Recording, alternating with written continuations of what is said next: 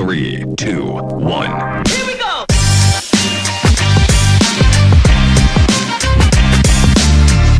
Hey there, I am so excited to be kicking off my first episode of the newly branded podcast, Fix the Conversation. Y'all, these conversation tips, the things we're going to be talking about, I hear from my real life clients, like the people that I talk to on the regular. These are real stories, real things that are happening that I know if it helps them fix their conversations, it's going to help you fix yours as well too. I'm just so excited to have you here. I'm so excited to be kicking off this new series. But first, I have to tell you, today's talk is going to be around why miscommunication is costing you clients and you don't even see it. You don't even see it happening. So often we hear that we're losing clients because of pricing. Clients they want to see competitive bids, or they want to be sure to talk to several other vendors or whatever to make sure that the pricing fits. At the end of the day, though, I'm just going to push back and say, hey, a lot of this revolves around our relationships with people. And let me tell you, if people like you, they're going to figure out a way to do business with you. It just works that way. So you're losing people because conversations didn't land the way that you thought they did. And the worst part about this is that a lot of the times you don't even see it coming. So I have to tell you a story. I was working with a partner at a huge accounting firm about a year or so ago. He's a go-getter. He is a dominant type, results-oriented, extroverted, no fluff guy. He prides himself on getting things done very fast. He was telling me about a CFO that he had met. I had a few meetings with this guy. Looking back now, the CFO was very detail-oriented. He wanted all of the spreadsheets, asked for a lot of detail and that kind of thing, just lots of information in order to make decisions. His email exchanges were pretty lengthy. It wore out this fast-paced partner, of course. But after a few meetings, the CFO asked the partner to go ahead and submit a proposal for an audit that they needed done. Okay. So it was going to be a big win for the firm as well, too. New business, very healthy 6-figure piece of business as well, too. And the partner was super excited about it. So he worked with the marketing department, pulled the proposal together, scheduled a meeting with the CFO to review the proposal. At the proposal meeting, all right, the partner told me that he was so excited to have the meeting done and over in 17 minutes. I remember 17 minutes for some crazy reason. But then afterwards, it was crickets from the CFO, like crickets, no communication, no email, no nothing. A few weeks later, he reached out to the CFO and was like, hey, I heard through the grapevine that we didn't win the work. That's cool, whatever. But I did want to get some feedback from you. We want to improve the process. I just want to learn where we went off the rails, right? The CFO replied that the partner seemed distracted and was too busy to go into detail during that proposal meeting. In fact, I remember the partner was telling me, it was just like, I kept looking at my watch because I had another meeting to go to. One of these podcast episodes, we're going to be talking about nonverbal communication signals. And that is a big one. Like when you're looking at your watch, you're telling somebody across from you that you have other things that you've got to go do, and let's wrap this thing up. So, the CFO replied that the partner seemed distracted and was too busy to go into detail, blah, blah, blah. So he went with another firm who was ready to go over all of the details and happy to sit there with him to answer all of his questions. The partner, he was dumbstruck, okay? Their clients were going out to bid, not because they were unhappy with the work, not because expectations were never clearly aligned. But here's what I see all the time. My partner, he thought he was clear. Like, oh my gosh, I got this done in 17 minutes. Isn't this awesome? But here's the thing. He didn't pause for a hot second to think about, okay, my potential client who's sitting on the opposite side of the table from me, he might be a different communicator than I am. He might be the type that needs that time to go over the proposal and ask the questions and feel totally confident and comfortable. Here's the deal. And I say this all the time to my clients.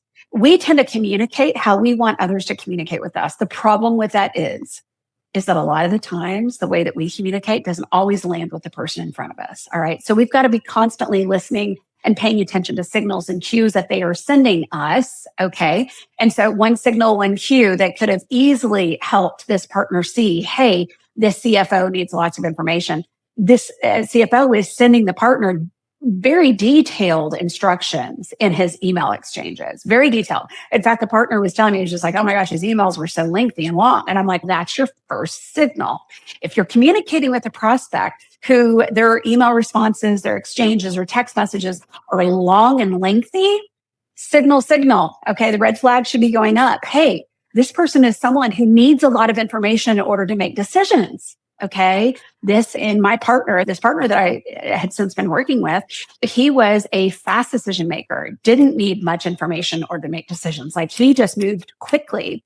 So the CFO that he was working with was not his style, and he missed out big time. And this is the gap that no one, it seems, to keep in check, right? And this is where you lose trust.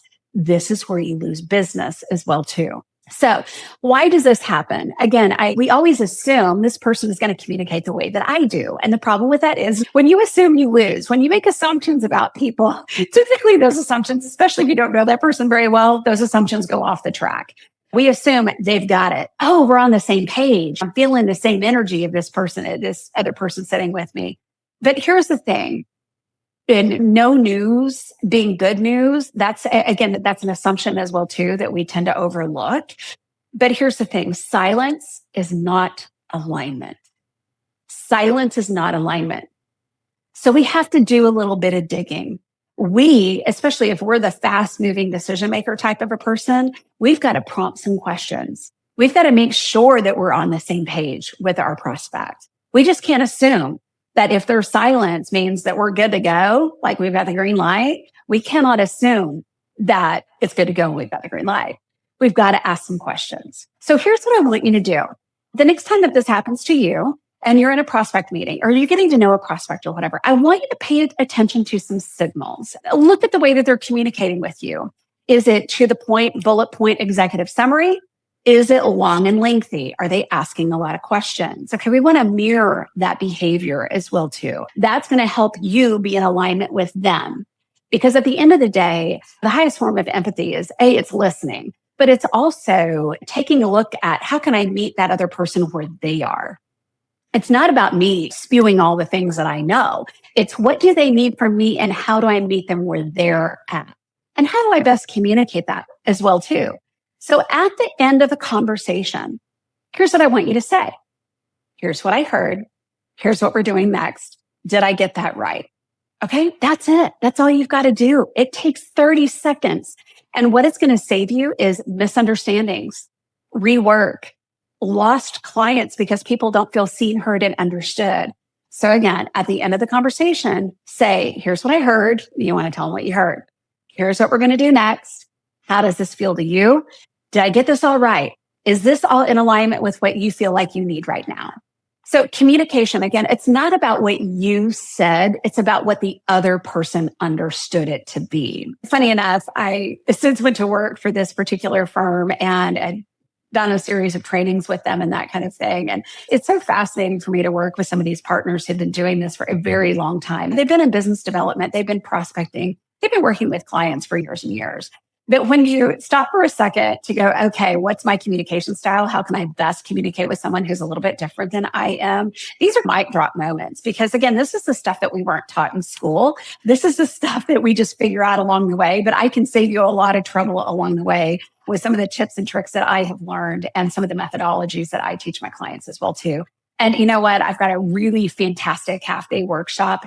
No long-term program, no endless calls where I come in, we fix communication breakdowns, and we follow up 30 days later to make sure that that content's actually sticking and working for your team, because it's not about theory. This is about results. And you've got to be able to know how to communicate with your clients in a way that's effective and meaningful for them so you get the results that you need and what feels good to them too. That's a win-win.